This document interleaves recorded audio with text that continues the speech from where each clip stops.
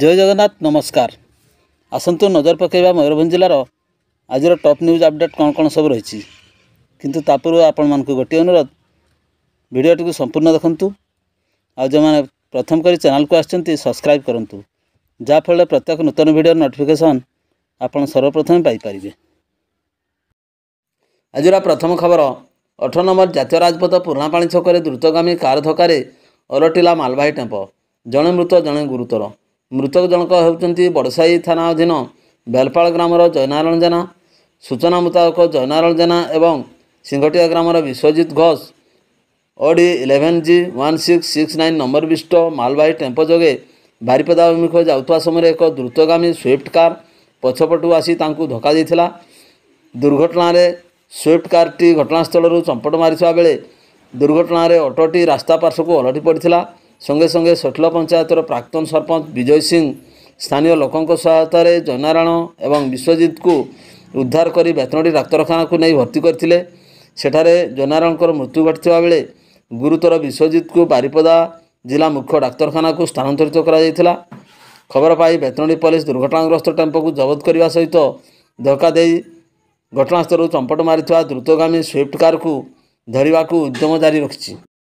परवर्ती खबर बड़डालीमारे भारसाम्य हराई सीरीज दुर्घटना घटाइला ट्रक। 2 व्यक्ति गुरुतर।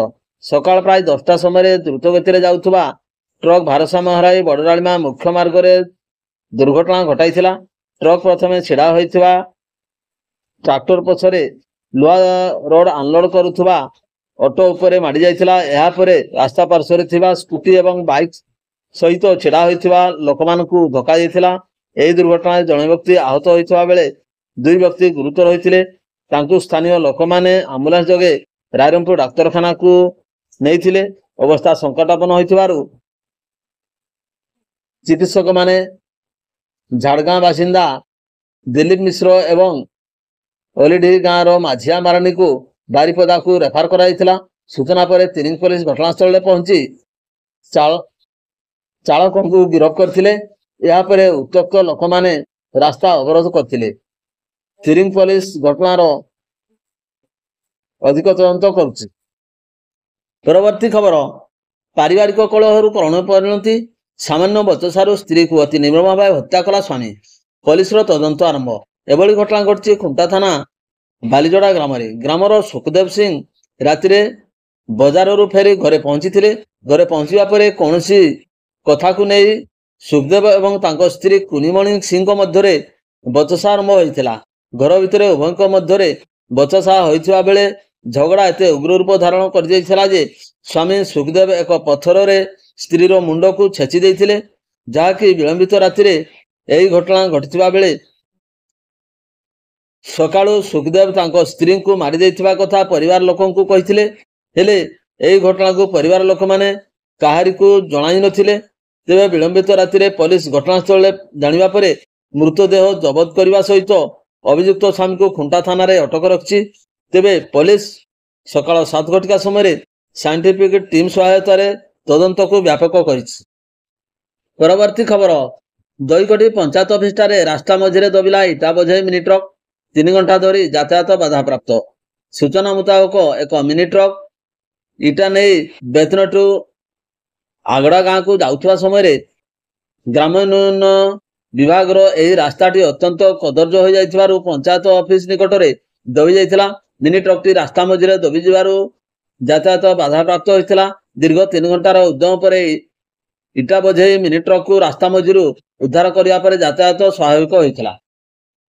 परवर्ती खबर मरणांतक आक्रमण सह जातियाण गाली गुलज को नहीं मयूरभंजर अतिरिक्त जिला जज 2 3 जन को 1 वर्ष लेखाएं कारादंड आदेश।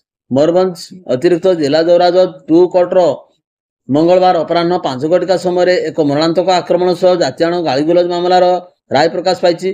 तेबे विचारपति सुमन कुमार मिश्र मामलार विचार कर 3 जन अभियुक्त को दोषी साब्यस्त कर वर्षे लेखाएं कारादंड आदेश शुणाणी कर सहित जरिमाना 5000 टंका लेखाएं होइछि।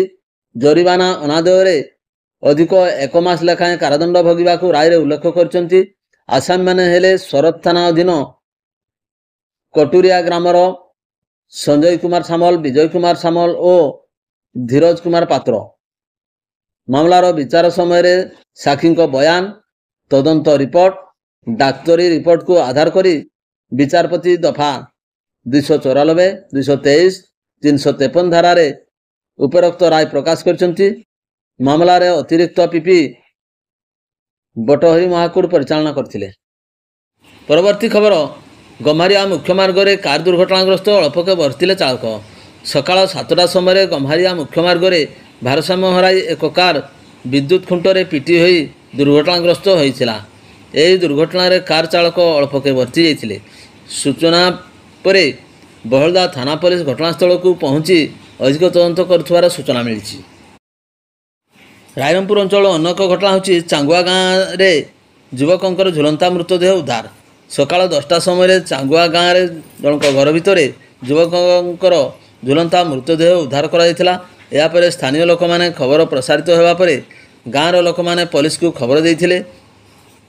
ମୃତ ବ୍ୟକ୍ତି ସେହି ଗାଁର ନେପାଳ ଦେଓ ବୋଲି ଜଣାପଡ଼ିଛି।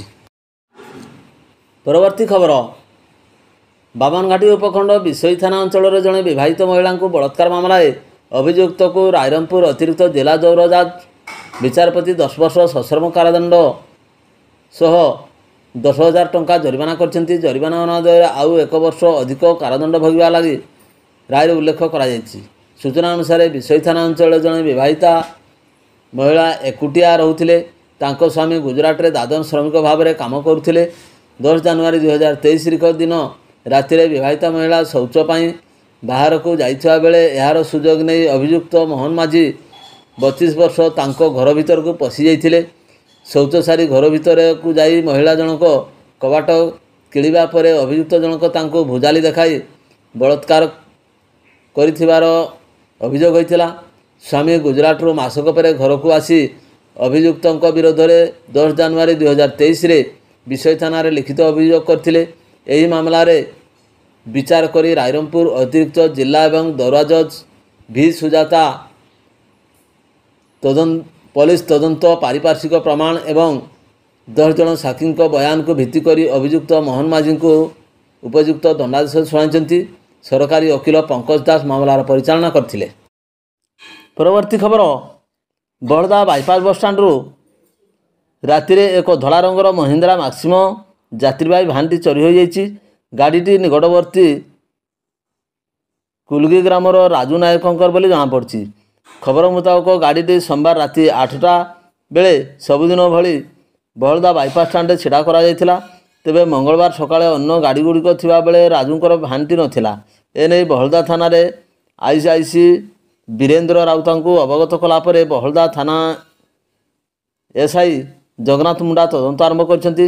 ଗାଡ଼ିଟିକୁ ରାତି ପ୍ରାୟ 1:05 ସମୟରେ କେହି ଦୁର୍ବୃତ୍ତ ନେଇଯାଇଥିବାର ସିସିଟିଭି କ୍ୟାମେରା ଫୁଟେଜରୁ ଜଣାପଡ଼ିଛି। ଏନେଇ ତିରିଙ୍ଗ ଥାନା ଆଇଆଇସି ପ୍ରଶାନ୍ତ ଜେନାଙ୍କୁ ଅବଗତ କରାଯିବା ପରେ ଉଭୟ ବହଳଦା ପୋଲିସ ଏବଂ ତିରିଙ୍ଗ ପୋଲିସ ମିଳିତ ରୂପେ ଗାଡ଼ି ଚୋରି ଘଟଣାର ତଦନ୍ତ ଆରମ୍ଭ କରିଛନ୍ତି। ଗାଡ଼ିଟି ତିରିଙ୍ଗ ଥାନା ଅନ୍ତର୍ଗତ ଗୀତିଲତା ନୂଆଡିହି ରାସ୍ତାରେ ଯାଇଥିବା ପୁଲିସ ପ୍ରମାଣ ପାଇଛି।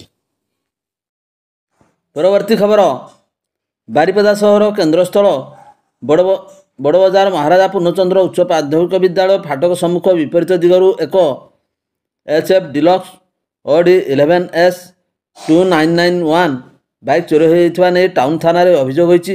ଅଭିଯୋଗକାରୀ ମଧୁବନ 7 ନମ୍ବର ୱାର୍ଡ ଶଙ୍ଖପଟା ଗ୍ରାମର ନାରାୟଣ ମହାନ୍ତ ପ୍ରତିଦିନ ପୂର୍ବାହ୍ନ 10ଟାରୁ ରାତି 11ଟା ପର୍ଯ୍ୟନ୍ତ ଉଚ୍ଚ ମାଧ୍ୟମିକ ବିଦ୍ୟାଳୟ ବିପରୀତ ଦିଗରେ ଗୁପଚୁପ ବିକ୍ରି କରିଥାନ୍ତି। କିନ୍ତୁ ଗତ ରବିବାର ରାତି ପ୍ରାୟ 10ଟାରୁ 11ଟା ମଧ୍ୟରେ ଦୋକାନରେ ପ୍ରବଳ ଭିଡ଼ ଥିବାର ସୁଯୋଗ ନେଇ ତାଙ୍କ ବାଇକ୍ଟି ଚୋରି ହୋଇଯାଇଥିବା ନେଇ ଏତଲାରେ ଦର୍ଶାଇଛନ୍ତି।